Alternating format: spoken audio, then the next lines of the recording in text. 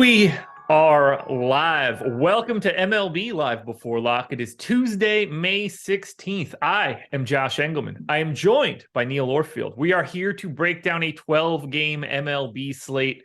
It is the main event of today. There's definitely not an awesome basketball game. It's not the NBA lottery. None of those things matter because we've got 12 baseball games to talk about. Hit that like button, folks. Subscribe to the channel. Hit the notification bell so you know when everything goes live. Follow us both on Twitter. Our handles are below our bodies. Neil, what is up?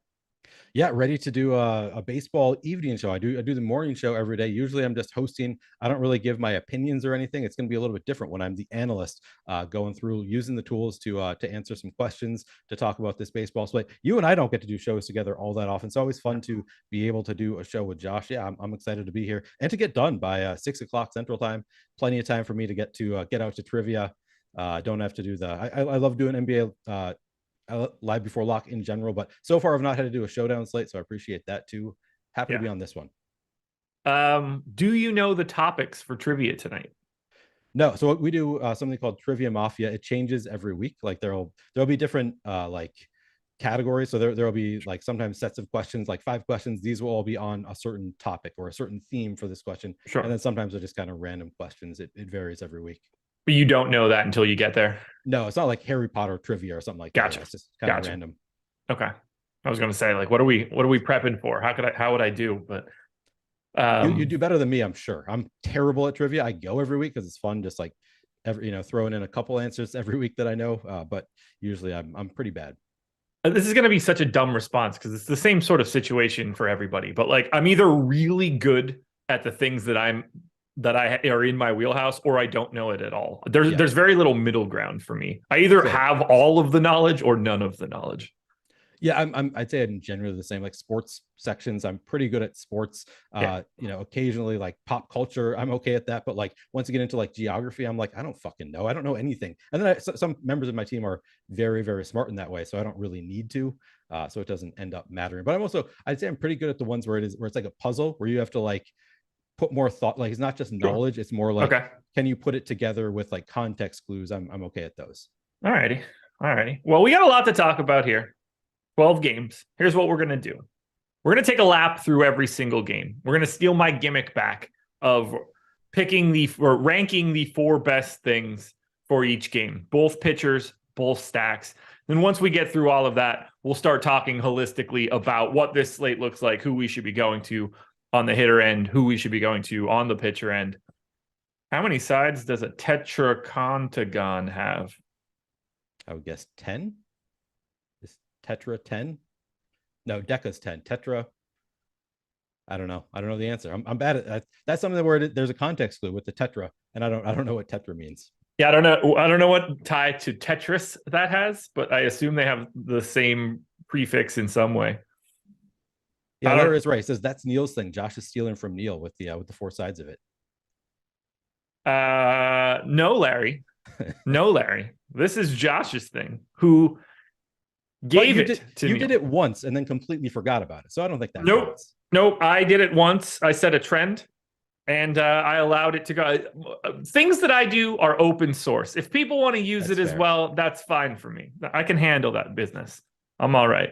Is 12 is the answer? Is that 12? I'm seeing a lot of different answers here. A lot of 12, 102, 1,000. 12 is the only one I'm seeing multiple times. Tetra means 4. Okay, thank you, Higa Banu. Yeah. Okay. I don't know if we have the answer. Yeah, I don't know. 40 sides, 40 corners. I did get one of the few questions that I got right was last week. One of the questions was, what is there's a symbol that is known as an octahedron. I don't know what the actual name is. I can't remember what the word was, but it was within 15 years ago, it started being called by a different name. What is that symbol? Can you make out what that would be? An octa. So I'll say that it was octa something. So some sort of 8-sided something.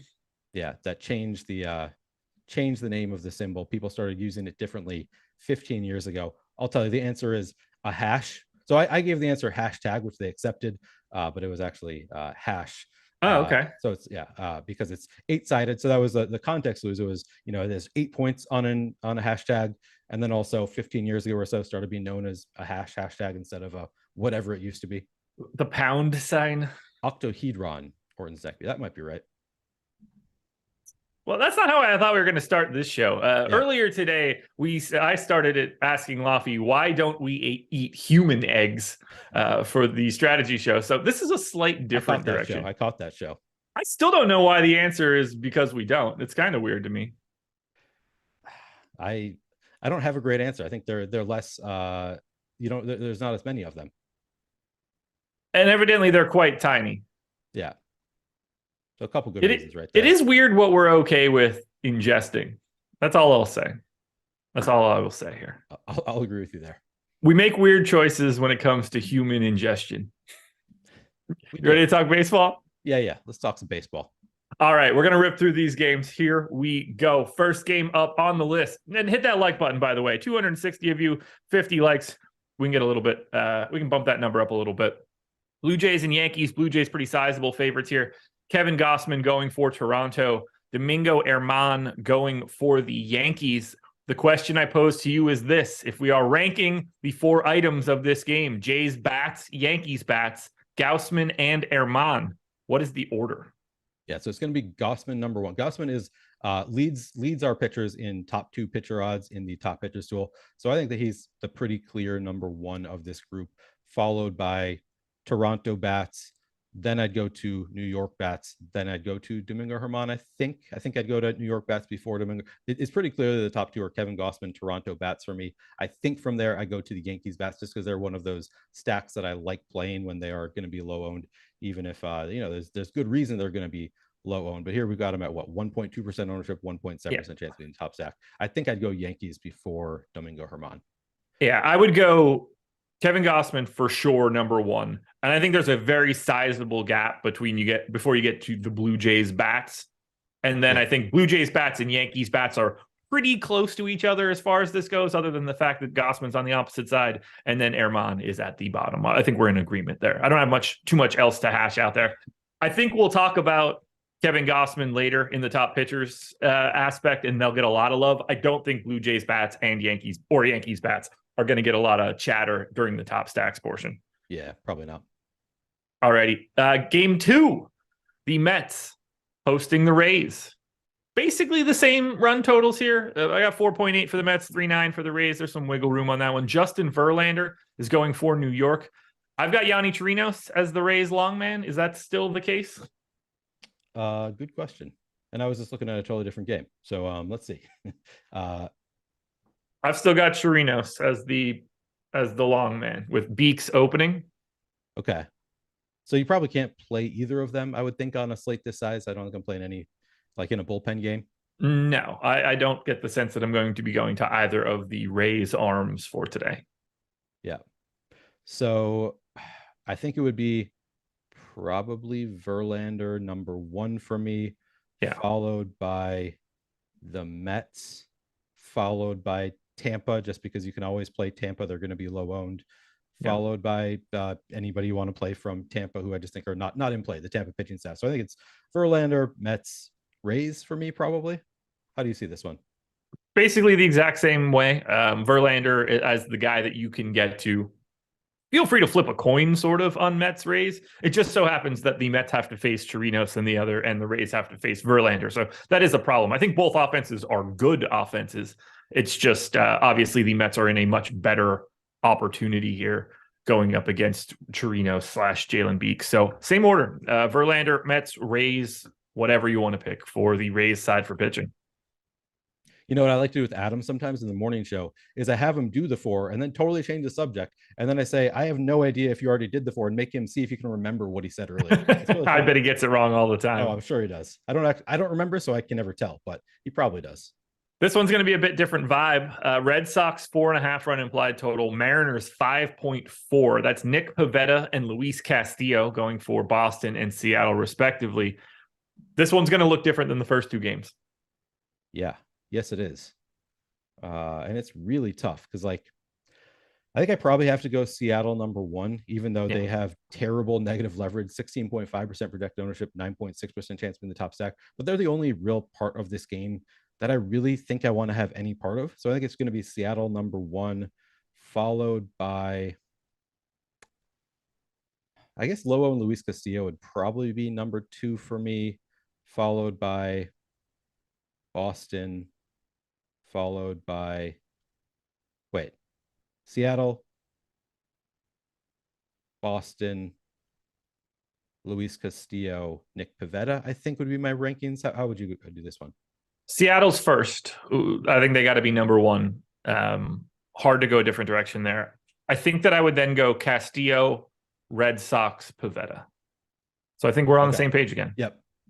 Yeah, more those middle two are like flipped for me. I don't really know. It's really tough to make that call. So yeah, I think we're largely on the same page there. Yeah, given the ownership that's coming into Seattle right now, and given the fact that nothing else is really getting any ownership, I think Seattle has to be 1.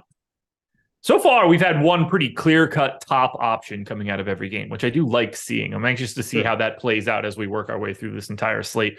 Cardinals and Brewers. It's a 4.6 run implied total for the Cardinals, 3.6 for the Brewers. Jordan Montgomery going for St. Louis. Wade Miley on the hill for Milwaukee. How do we see this one? This one's a little different. Yeah, this is much tougher. I think I'm probably going to go St. Louis, number 1, Jordan Montgomery, number 2, Milwaukee, number 3, Wade Miley, number 4, I think is the order. This is a really tough one. We do have Jordan Montgomery getting hefty ownership, so that's kind of the downside of Jordan Montgomery. 21% ownership. He does have a 10% chance of being a top 2 pitcher, so sort of interesting there. But yeah, I think that would be my order. How do you see this one? Montgomery 1, Cardinals bats 2, and I see the Brewers and Wade Miley as like 2 equally unappealing options. I've got the aggregate WRC plus for this Brewers bats at 96. That is the 3rd worst on today's slate. That said, Wade Miley is also Wade Miley. Not a lot of strikeouts in that arm. Not even really a lot of strikeouts in that Cardinals lineup. I find them both equally unappealing. I guess I'll put the Brewers bats before I'll put Wade Miley. I just don't see where you end up getting to with Miley. So we're going to go Montgomery, Cardinals, Brewers, Miley. I like that. I think it's a really, really tough game to order, to be honest. But yeah, we're not exactly on the same page, but fairly close to the same page. The only reason that I put Montgomery behind the Cardinals bats is just the ownership being fairly high, but he's probably the likeliest to hit. Agreed.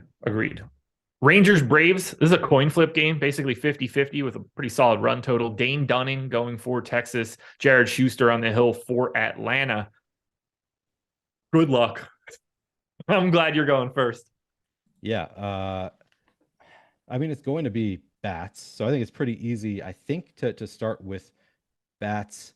And I think I'm going to start with...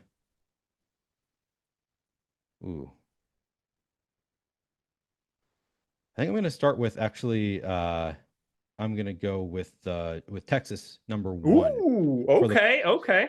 For the positive leverage here, 1.7% projected ownership, 3.7% chance of being in the top stack. I kind of just at that low of ownership, I feel like Texas is interesting enough to me, followed by Atlanta. Atlanta, obviously better odds of being the top stack, but I think because of the ownership, I'm going to break it towards Texas here, followed by I don't know if I want to play any Dane Dunning or Jared Schuster. I think I would probably go. I guess Dunning's slightly cheaper. No, I'll go Schuster followed by Dunning because of the matchups. Okay, I'm going Atlanta over Texas. Bigger upside, bigger power team. I'm going to take my chances here on Atlanta. Texas 2, and these guys are pretty close, at least in rank in top stacks. Just so happens that Atlanta is significantly more owned than Texas. But I'm going to go Braves 1, not just because I'm a homer, but a little bit because I'm a homer. Rangers 2, and then as far as I'm concerned, I don't even know if I would take Dunning and Schuster together in this one. I would, because that would project pretty well, but it would project pretty well. I would have it at 22.1 for 10,800. That's a better projection than Kevin Gossman. So if I could just put them both into one spot, that would work. That's not how this works, though. The moral of the story is that I don't want to roster Dane Dunning or Jared Schuster. So this is all offense. I didn't realize you were a Braves fan. I think I probably knew that at some point that you were a Braves fan, but I had forgotten that. You're also, I know, a Yankees fan, a Lakers fan, a Tiger fan.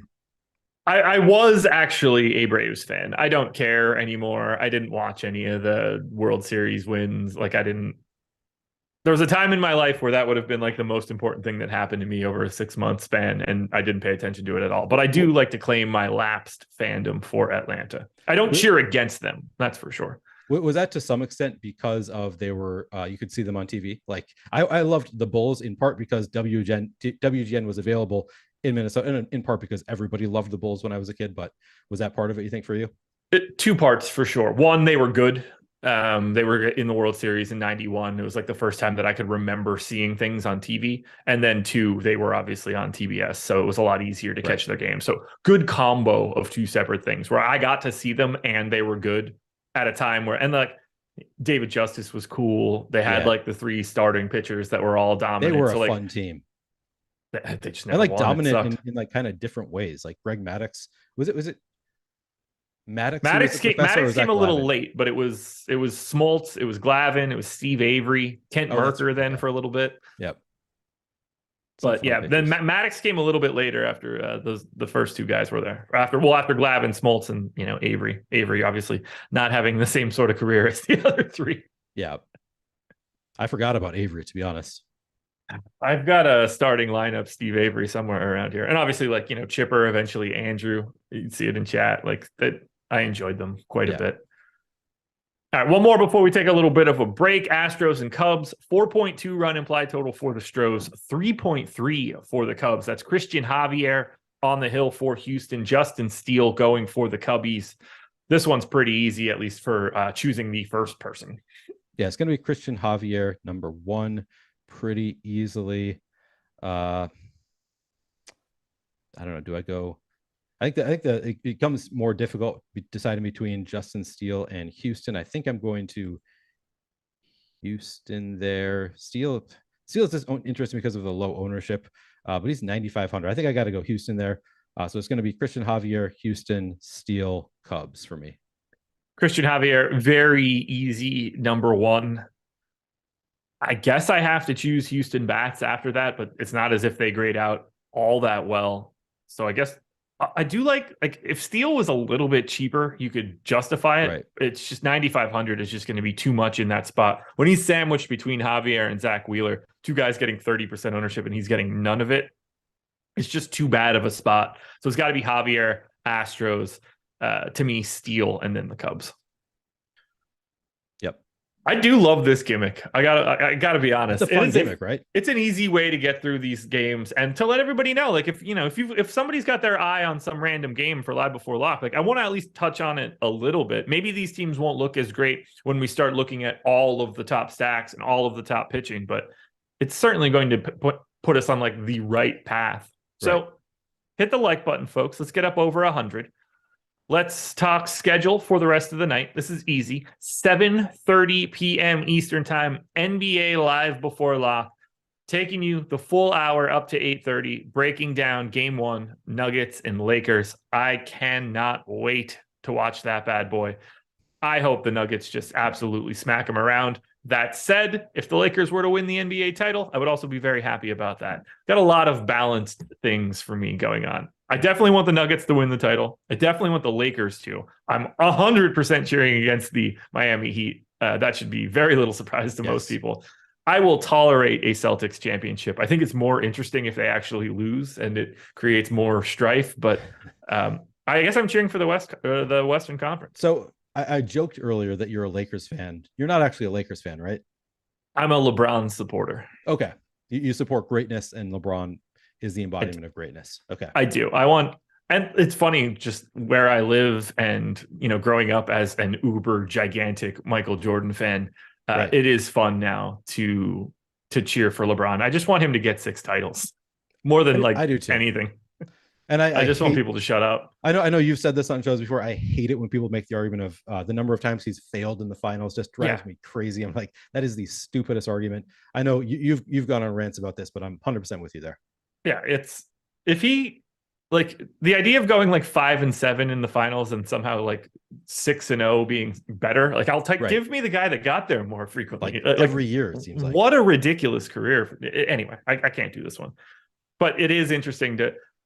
pseudo apply hate to Michael Jordan living in his hometown. It's interesting. Yeah. It's almost as interesting as the lineup generator, which everyone that is watching this show that has any interest in playing MLB DFS should check out. Promo code is baseball for all, 50% off your first week. Click the link in the description or whatever pops up in chat. We finally released the MLB lineup generator. I don't know if that was last week or 2 weeks ago. Time is a flat circle. I have no idea how long anything happens any longer. This is the gem for you guys. So you're starting it off. Whether you were using the PGA lineup generator previously, NBA lineup generator previously, NFL earlier, you get your hands on MLB. If you're on DraftKings, you can pick 5-3 stacks. You can a 5-man stack with some random 3 people, 4-4s, which I think are very interesting. FanDuel, you're going to be looking more at the 4-4s, the 4-3s, or the 4-2-2s. So you're picking up your stacks, and then you want to go contrarian, chalky, balanced. You want to lock a player or swap players around. You could export up to 20 lineups via CSV. So if you want to get in like the quarter jukebox, you could load up your 20 lineups right away, straight out of our generator. And we're doing all the work on the back end for you. We generate thousands and thousands of lineups. We cull that list. We get rid of all the slop. We present the rest to you.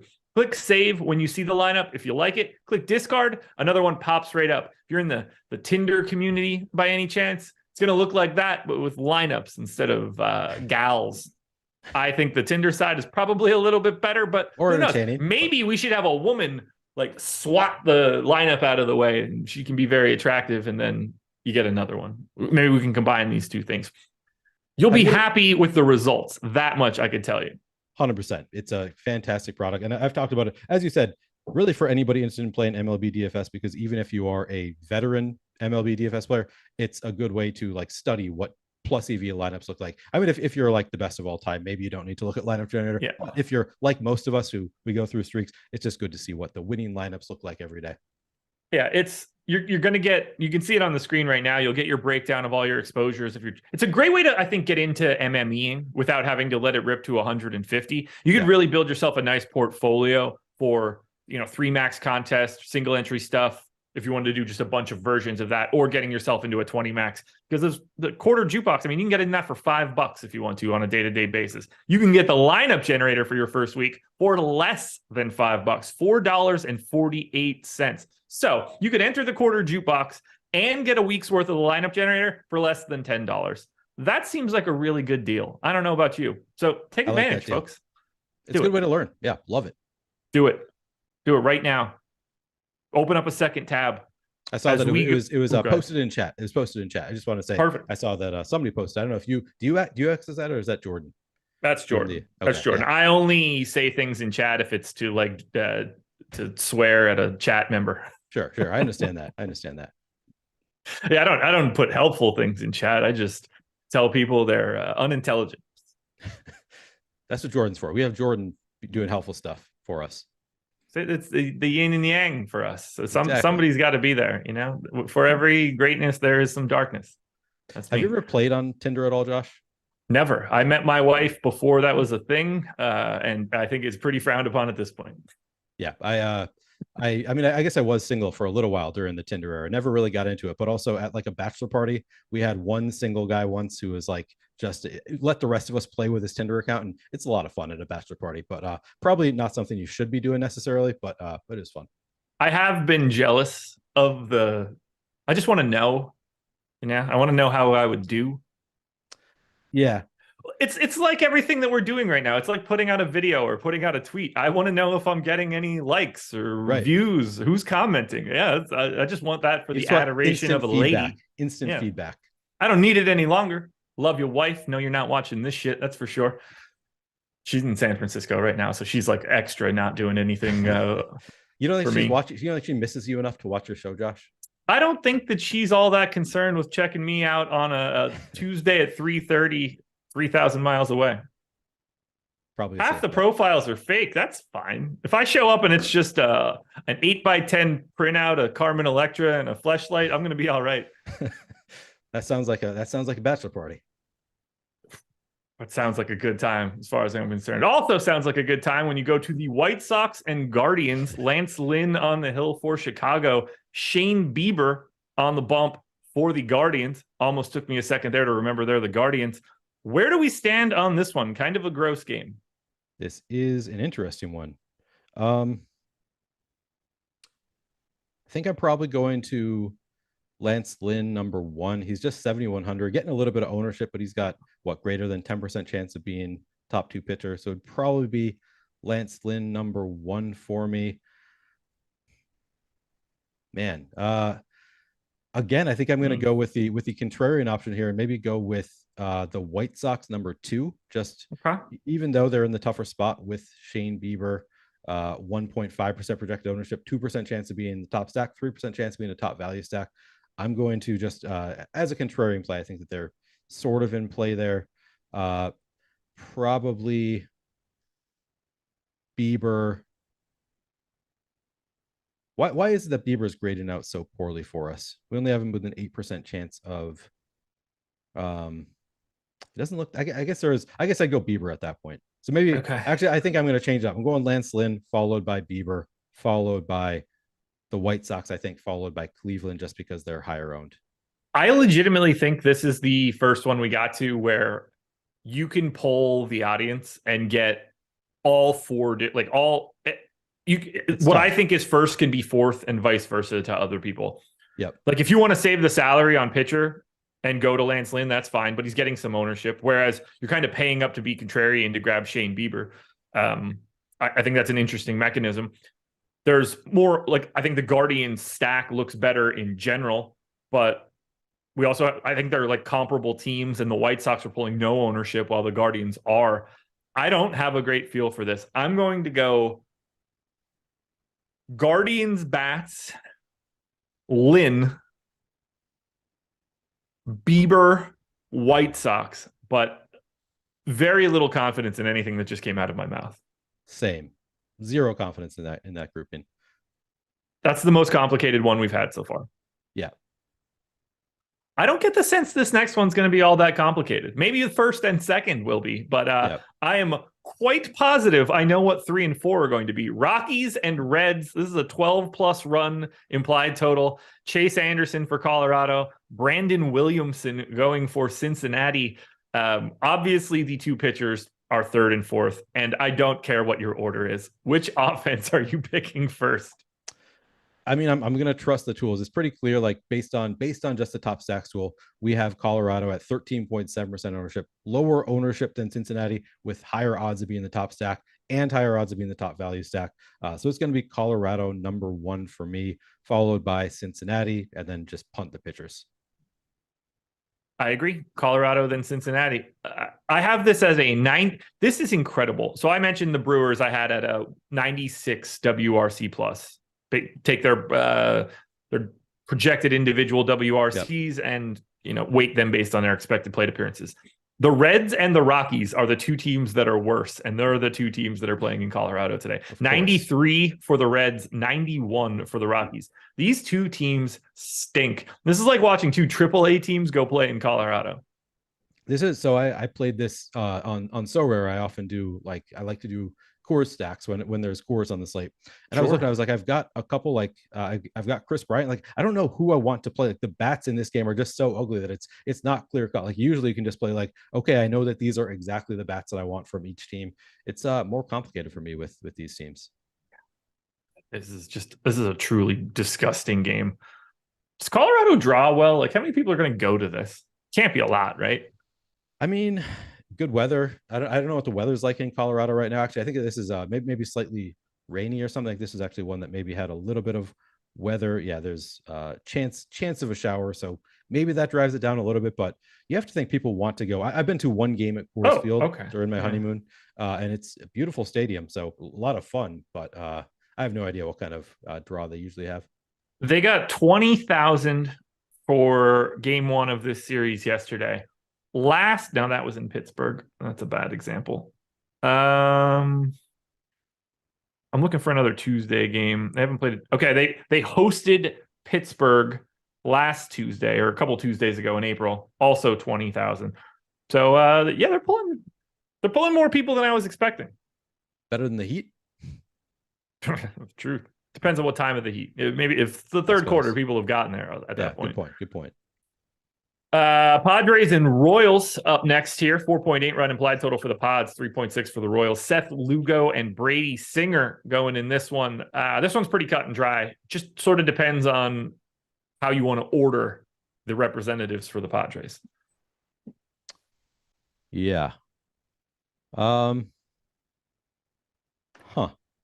say it's cut and dry, and then I'm like, I don't exactly know who I want. No? All right, I think I want to go to Padres number 1, followed by Seth Lugo, followed by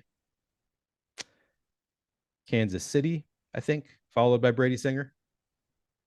I'm going to go Padres, Lugo, Kansas City, Singer. We're on the same page there. Order. I like that Padres order. We'll talk about them in a little bit. I like, the potential for MPEs, 6th in our top stack tool. Not exactly cost effective. Ownership isn't as crazy as it seems. They're a really tough value, but I think there's enough value out there that makes it pretty easy to get to the bigger bats. I don't mind ever spending up for Juan Soto or Fernando Tatis. So that's my order. A's and Diamondbacks. Kyle Muller going for Oakland. Tommy Henry going for Arizona. Arizona big favorites in this one. Well, I know it's 1. I don't know where you're going for the rest of it. Yeah, I'm just looking at it now. Probably going to, D-backs number 1. It's really tough between these pitchers. Probably go so D-backs number 1. So that is your clear number 1 there. Probably followed by Oakland, because they do have an 8.1% chance to be in the top value stack here. Yeah, 2.6% ownership. So I'm probably going to Oakland number 2, followed by I don't know. It's kind of I probably Tommy Henry, then Kyle Muller. How about you? Okay, I'm going to go Diamondbacks 1. I think they have to be first. I know this kind of sounds crazy. I'm going to go Kyle Muller 2, A's bats 3, Tommy Henry 4. I'm willing to pay all the way down here for Muller at 5K. I think he's a little underpriced for this park and for like a normal-ish expectation today. I know that kind of is crazy given the huge implied total on Arizona, but I don't mind it in this park all that much. Muller projects pretty well in zips, so maybe that's what's or steamer rather. So maybe that's what's driving me here, but I'm willing to take that shot. Arizona is a very clear 1 though. Yeah, I agree with Arizona 1. I like I like that call of Muller. I'm looking at him top pitcher, so we've got him at 1% ownership with a 2% chance of being a top pitcher, and also a 17% chance of being a top value pitcher. And because he is the only player at 5,000, he will allow you to get to some lineups that no other pitcher will allow you to get to. So there's more upside in the lineup as a total in some cases. So I don't hate that actually. Giants and Phillies both have sub 4 run implied totals. We're in San Francisco. Maybe my wife's going. Alex Cobb and Zach Wheeler on the hill for this game. Pretty clear where we're going for number 1. Pretty clear what we're doing for 3 and 4, I think, too. Yeah, so I'm going to go Zach Wheeler number 1. I'm going to probably the bats 3. Wait, hang on. I assume you're talking the bats 3 and 4. Where we got here? We got Philadelphia. I think so. Yeah, I mean, it's just, and it's in San Francisco too. So we're going to go, we're going to go to Zach Wheeler, Alex Cobb, followed by probably the Phillies and then the Giants.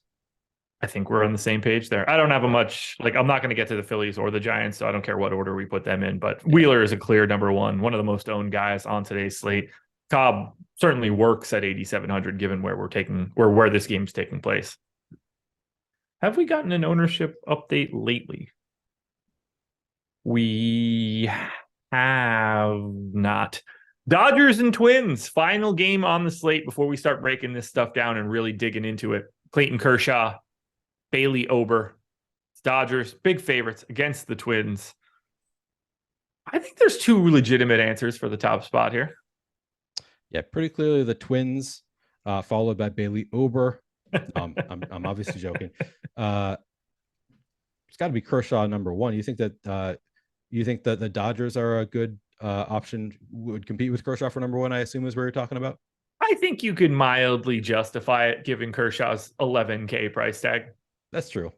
They do have some positive leverage there. Steve Buzzard, of course, wins MLB every day, and he said you got to play at least one Dodgers stack every day. So there's that argument for the Dodgers, and Bailey Ober good, but not like elite. So yeah, I think that's it would be Kershaw number one for me, just because he has actually elite, followed by the Dodgers, followed by probably followed by the Twins, followed by Bailey Ober. I mean, Dodgers bats, Kershaw, Twins bats, Ober. 12 games up, 12 games down. We got through this. I'm going to say that it took the full 37 minutes with no deviation for any other potential conversations. Per MPC, Kershaw's mom died on Saturday. That's true. That's had Matthew Bellman on the show this morning. He brought that up. It was really, I had no idea. I'd not heard that prior to that, but yeah, that's very sad and impossible to really know what to do with that information, I'd say. Yeah, there's no, that's not actionable. Yeah. Other than feeling bad for Clayton Kershaw. Okay, so that's 12 games up, 12 games down. Hit that like button. We're up to 530 viewers, 108 likes. We got to talk a little bit about BetMGM now, and then we're going to start breaking it down and saying where we really want to go on today's slate. But first, we got to talk BetMGM, sponsor of this show. This deal is so damn good, it's insane. I wish that I were in a legal betting state so I can take advantage of these when they pop up. It's incredibly annoying because not only, and this is even better for you guys than this would be for me, because spoiler alert, I get a month of Stokastic Plus Platinum for free every single month. You would get a month of Stokastic Plus Platinum for signing up for BetMGM using the link in the description. That right there would be like a pretty solid deal. Oh, I'm going to sign up at a sports book. I like sports and I get a free month. That's awesome. It's better than that. You can get up to $1,000 paid back to you in bet credits when you sign up and make your first paid wager. So if you put $1,000 down on something for your first bet and it loses, you'll get it back in site credits. Now, if it wins, you just move forward. My recommendation is to take like a decent underdog. In baseball, it's even easier just because there's going to be so many games where it's just like, oh, I'll throw 1,000 down on a plus 140 thing. If you can go deeper than that if you wanted to. These teams will lose all the time, but you can take that shot. If it wins outright, you just have a significantly bigger bankroll and a month of Stokastic Plus Platinum. If it loses, you get that entire bet back in credits and you can take another shot at it. You basically get like a free redo if it fails for you. Now, the legal age for gambling in most states is 21 and over. And if you or someone you know has a gambling problem, you got to call or text 1-800-GAMBLER.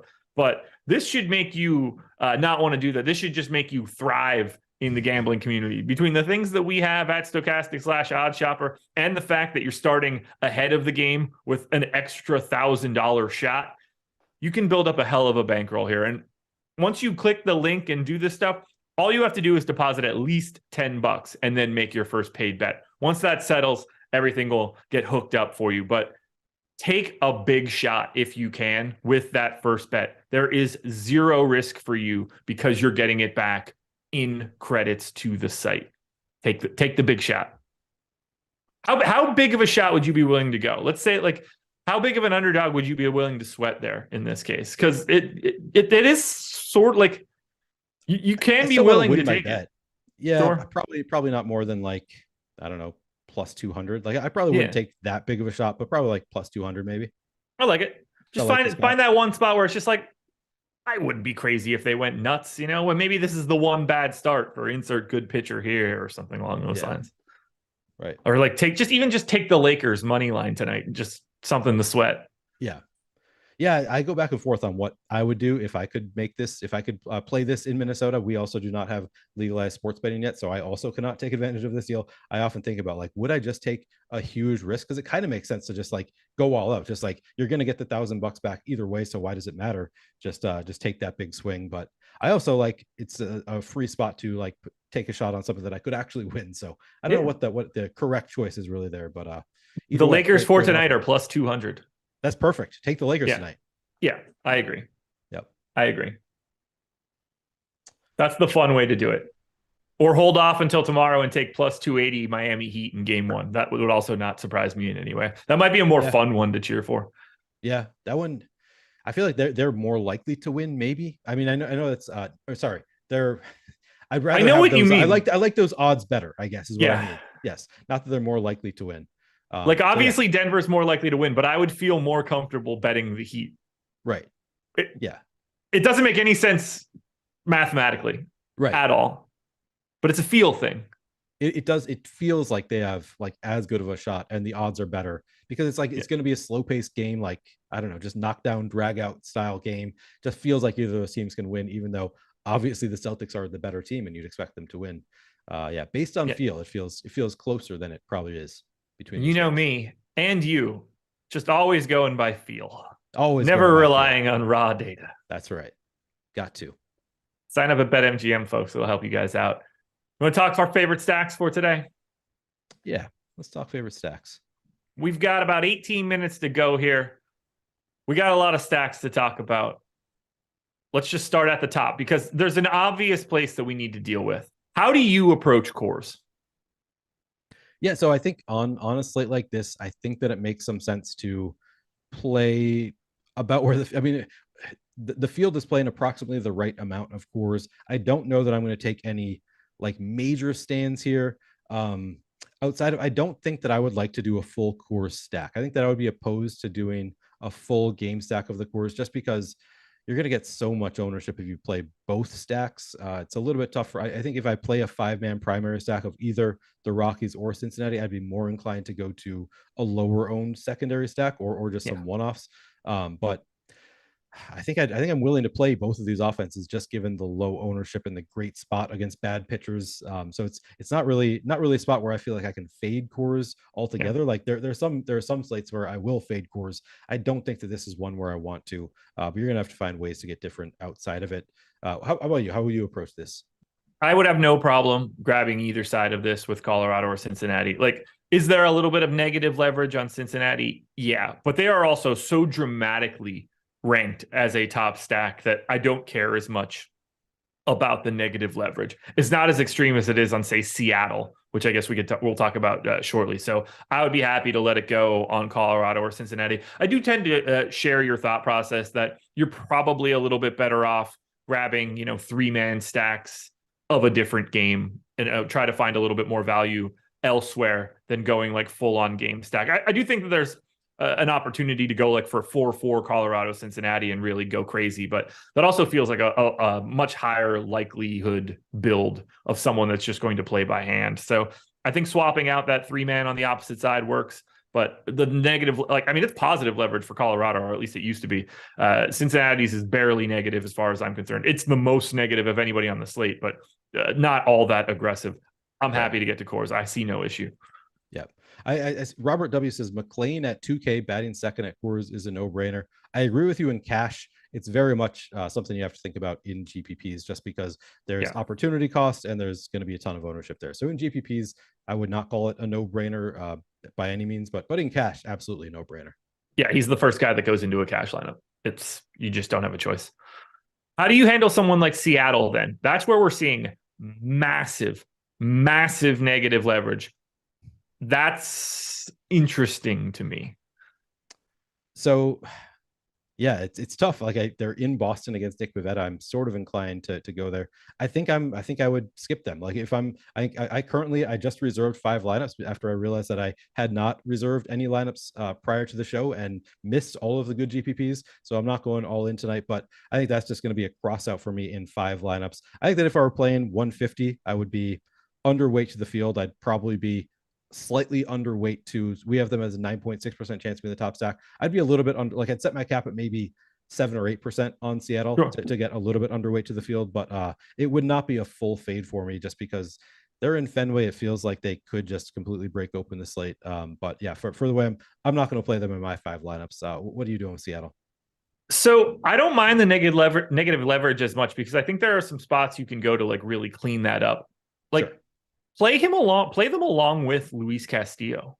I think there's a little bit of positive synergy there. If the Mariners go crazy, you're probably likely to get a win from Castillo. He's unowned. You're sort of paying up a little bit to be contrarian. But you're getting a much more, I think, unique build if you go to Castillo and a 5-man Mariners stack.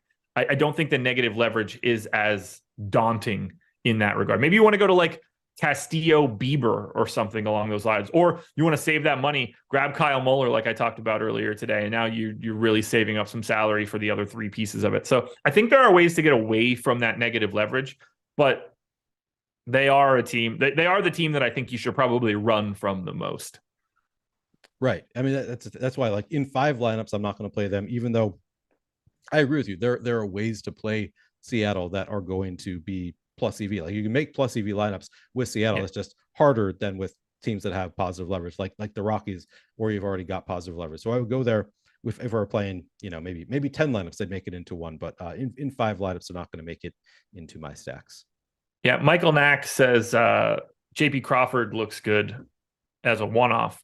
Shortstop, 3,300, batting leadoff.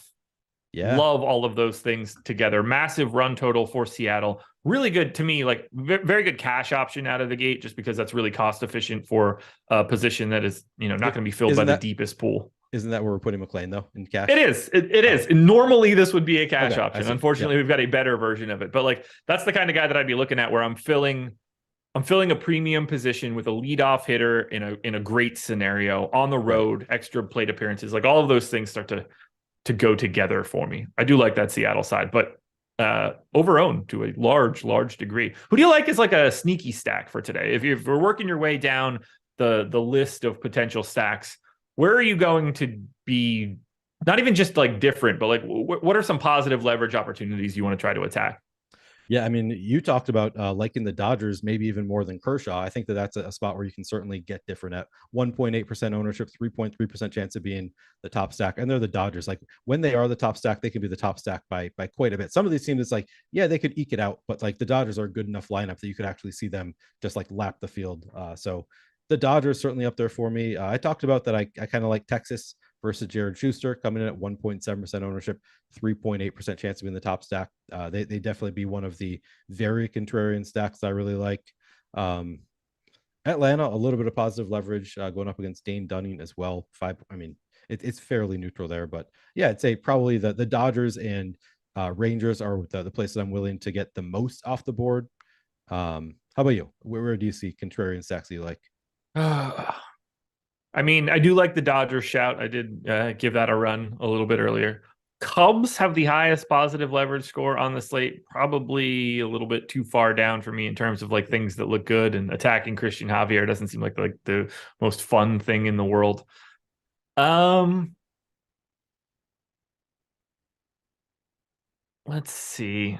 I mean, Milwaukee against Jordan Montgomery, second in positive leverage, not a ton of ownership coming in. And then you do have the ownership coming into Jordan Montgomery. So you're adding in a little bit of like bonus leverage to their like raw leverage. Sure. It's not going to be a frequent victory. This is a 2% chance of being the top stack. Could be a little bit more likely at value. Let's say just like, 3 or 4% chance to be, well, stack score works here, like 3.2% ish chance of being functional for you. Like, you're happy that you got to that team, and you're killing 21% of lineups with Jordan Montgomery. I like that if you're in a large field contest and you're trying to be extra special weird today. I like that. Are there any other stacks you want to touch on? Any other hitting things that we want to look at? Yeah, I'm going through right now, kind of picking out which stacks I want to play. And I'm actually starting with those two, Dodgers and Texas. I mean, the only contest I get into is $1,000 to first. So I'm like, man, this is not my wheelhouse at all. Like, this is too small field for like, maybe I shouldn't be playing these lineups in this contest. I probably will anyway. But yeah, other stacks. I mean, Toronto. What do we think of Toronto? How do they look in the? I mean, they're going up against Domingo Germán, 2.6% ownership, 2.9% chance of being the top stack. I guess not a ton of leverage there, but there's a little bit of leverage there. Another one of those stacks that I just think any given day they can just be the best stack out there. Yeah. I never feel bad about getting Blue Jays. Yeah, exactly. Houston, I guess, against Justin Steele also looks kind of interesting. 1.4% ownership, 2.6% chance of being the top stack. Like, they at least have some positive leverage there. Houston's probably like a slightly better version of Toronto today. What is your level of interest in the Padres today? I mean, we talked about them earlier. I think that you ranked them number one of the group. I think we both ended up ranking them number one of that group. Yeah. Not really overly enamored. The third most negative leverage, not that it really matters to me all that much. At that level, it's really just Seattle's bad negative leverage, and everything else to me doesn't really count. Like these 1% is nothing. I don't have much to say here about San Diego. I think I'm just like mostly indifferent. Clearly good pieces in the lineup. The run total isn't as great. I mean, it's a great lineup in general outside of the Brett Sullivan, if he's still in it. I haven't looked. I don't mind it, but I don't have anything crazy to say. Yeah, we've talked about. I mean, I guess we've talked about every stack to some extent. I guess Arizona is sort of they're not that contrarian, I guess. Yeah, I think that we've touched on all of the. You talked about St. Louis a little bit, right? Or did you just talk about the Brewers? Mostly just the Brewers. St. Louis kind of interesting there. They 3.4% ownership, 3.8% chance to be in the top stack. Yeah. I mean, they've been so bad all year, but like we expect them to be better than they have been, right? So maybe they're turning it around. You can make that argument. Yeah, I think you can. You got to chase a game log, right? You do. That's the only way to do this. Yeah. Let's chase some pitchers. Where are you going tonight? Because there are a couple obvious options from an ownership perspective. Christian Javier is pulling a ton of it. I think that's very highly deserved, even though he is pretty sizably negatively leveraged, as is Zach Wheeler. I don't mind negative leverage as much for pitchers. Like, I think these guys are getting it because they should be getting it. What's your general approach here for pitching? Just eat the chalk. Like, I don't think I'm forcing the optimizer to do anything other than maybe I'll set a cap on it. No, I'm only playing 5 lineups. I'm not even going to set a cap. So I'm just going to let it give me what it will give me, which I imagine will be a lot of Gausman, Kershaw, Javier. I don't know who I'll get the most of there. I guess probably Javier because of the price tag will be the one that I get the most of. Yeah, I'm not taking any big stands here. Lance Lynn probably the most interesting of, like, you can save a lot of money. I'm interested to see if I'll get to any Lance Lynn. Probably not in 5 lineups, but relatively cheap at 7,100. Pretty high odds of being the top pitcher here. But it's for the most part just eating the chalk with Gausman, Kershaw, Javier, Wheeler, Verlander, Lugo. How do you feel about going the opposite direction, but getting good players? Like Luis Castillo is our biggest positive leverage guy right now. At least let me make sure that we don't have an update to this. Although I can't imagine this would have changed all that dramatically. I just want to make sure I'm not speaking out of school now. So Luis Castillo, very positive leverage, no ownership whatsoever. Solid enough odds of being a top 2 pitcher, or even, if you wanted to say it's like top 10% to be a top 3 pitcher or something like that. Do you find yourself ever wanting to get to these guys that actually have sort of a pedigree, or even somebody like Alex Cobb, second in leverage, 8,700, so you get a little bit of salary savings in San Francisco? Do those kind of spots ever appeal to you? So I rarely make decisions on large slates related to pitchers, like individual decisions. I'm not really. Yeah.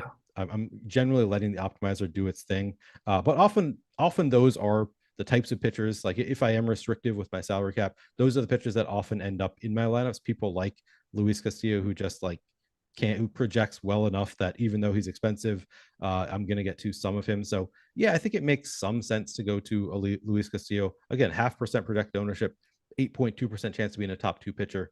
I feel like I'm not really answering your question, because I think that I probably would not go there right away in like a hand build. It's not one of the first places I would go, but I did like your idea of, like, in a Seattle stack, going to Luis Castillo as being a way to save some ownership when you're using a chalky stack. So it does make some sense. Probably not like the first place I would go, but definitely there's logic there. And in some lineups, it makes a lot of sense. I just find looking at him and Christian Javier so interesting. Like, he's, half the odds of being a top 2 pitcher, but 136, like it's 36-1 in ownership, and not all that different chances of being like ultimately successful. That starts to become really appealing to me. If you're trying to go, like, on a day like today, where we see the Cubs, or not the Cubs, when we see Colorado and Cincinnati have such dramatically high top stack odds. I mean, we're talking about 30% of the time it's one of those 2 teams. Like, one of those 2 teams look great. Is it simply just as easy as just jamming those guys and grabbing your Luis Castillos and Alex Cobb? Should we be looking at this path the opposite way? Instead of going chalky pitchers, let's try to get different with our stacks. Should we just grab the downright awesome stacks and then try to get to Luis Castillo? Because I feel like the opposite way looks better. Like, I feel like Luis Castillo plus a team that's not getting a ton of ownership as a stack feels better to me than the opposite direction. Or sorry, go and chalk hitters. You know what I mean? So admittedly, I go back and forth on this all the time. What I should do with pitchers, like, because so the best season that I ever had was 2021. I won several tournaments. That was by far my best MLB season, and I was literally like, I was using the tools to pick out, like using the top stacks tool to really curate the amount that I would get of different lineups playing exploitatively. And then I was using the top pitchers tool basically just to decide where am I going to set my cutoff. Like I would usually have flat pitcher exposure cap across all pitchers. And I had a ton of success with it. Last year I had less success with it, and I've changed it up now. And I think part of me is like, maybe if I actually like went back to thinking like harder about like I think that I probably underestimate how much I thought about changing it, like where I'm setting that line and stuff. Like maybe it could still work, because there are some slates where I see like, oh, the chalk pitchers, like everybody wanted to play this pitcher. He put up 18 fantasy points at 10,500. And then you get a huge advantage if you play the 8,500 pitcher who put up 32 fantasy points. So I honestly, sometimes I do go back and forth, but ultimately I end up just trusting what most pros do, which is eating the chalk with pitcher. I think more often than not, that's going to work out. So yeah, it's an interesting question. Have you thought about changing up what you're doing at all based on like, because as you say, it can look a lot prettier to just go with like Luis Castillo. That's a good example. It's like, you can totally see Luis Castillo hitting a ceiling and being low owned, and you can still play, chalky bats in that case. So is this something you've really thought about doing? It's something that I've started to think about once the NBA season rounds out, because I'm still pretty firmly in an NBA mindset. But the idea of just getting to, I don't know, like you just call it 10 to 15% of Luis Castillo, an amount where it's not really negatively impacting your night. He's obviously a high end option, and being able to go to him to see, and this is going to come down to just like ROI tests. Like, how many positive lineups do I make with Luis Castillo? Is that a spot where I find that I can pre-lock, figure out a spot where like the public is missing out a little bit? That's going to be something that's a journey that I'm about to go on over the next 2 weeks. Yeah, I think it's worth testing out. And I know you're the man to do the tests, because you do your are you going to be doing the process for baseball? For baseball? No process for baseball. There's nothing to talk about. I don't have to like hypothesize on like how many plate appearances somebody's going to get. So no, and mostly I don't want to wake up early. Yeah. Oh, I thought you loved waking up early. I thought that was the whole reason you do the process. I don't mind waking up early. I don't want to do it to work. That makes sense. Like after a month or two of doing the process, like I really just don't want to talk to people at 6:30 in the morning. Yeah, I get that. That's a lot of energy that I have to expend before the sun rises. Yeah, it took me a while to adjust to doing a show at 11 a.m. in Central. So I can't imagine how bad it would be doing 6 a.m. Anything else you want to touch on before we get out of here? We've got the NBA Live Before Lock show coming up in about a half hour. We've got the lottery tonight at 8. No coverage for that, but check my Twitter. I will surely be talking smack about some team. Anything else you want to touch on for this MLB slate? No, go OKC. I think we were talking about like who would be the most interesting. I think it's probably OKC for me in the draft lottery, since the Timberwolves aren't in it. I don't think I have anything else to say about this MLB slate. Yeah, I'll be back. Adam will be back tomorrow for the morning strategy show, MLB strategy show. So check us out there. But yeah, enjoy your watching the game and the draft lottery and such. Good luck at trivia. Have some fun, man. Thank you, sir. Yeah, I will. BetMGM is the sponsor, folks. Check them out. Link in the description. Good luck tonight. Enjoy your baseball. We're going to get on out of here. Go Nugs, I guess. I am cheering for you.